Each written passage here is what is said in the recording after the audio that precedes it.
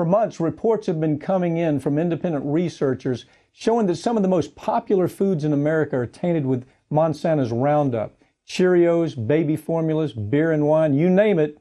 And if it's made with any kind of wheat, grain, or produce, it probably has Roundup in it. That's why consumers are now filing lawsuits against major food companies for putting this contaminated food on the market. And I'm joined by Farron Cousins, executive editor of Trial Lawyer magazine, to talk about these suits. Farron, my take on this one is that these companies, really the food companies, General Mills, those types of people, they need to start out by suing the people responsible, and that's Monsanto, and that's now Bayer. I think it's interesting. I mean, it's going to be it's going to be a tough lift with the suit against the food companies. It's an easy lift for the food companies to say to Monsanto and Bayer, you've contaminated our food. We can't even make a living selling this food anymore because of the poison you put in it. What's your take? Well, I agree 100% because in this suit, they're suing General Mills because the cereal's filled with glyphosate.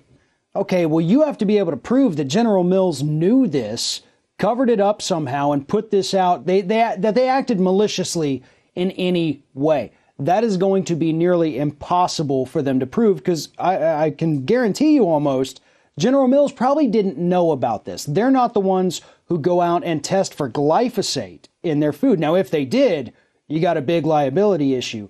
But what they could do is General Mills needs to be suing Monsanto and Bayer. You know, Kraft needs to be suing them. If Monsanto knew that these food products they were giving them, the oats, grains, the basic foundation of our foods, if they knew they were contaminated and sold it to these food companies anyway, they've got another major liability. The damages are fairly easy to follow. I mean, you have people now that are cleaning their house out of things like Cheerios and some of this baby formula. I mean, they're throwing the stuff away.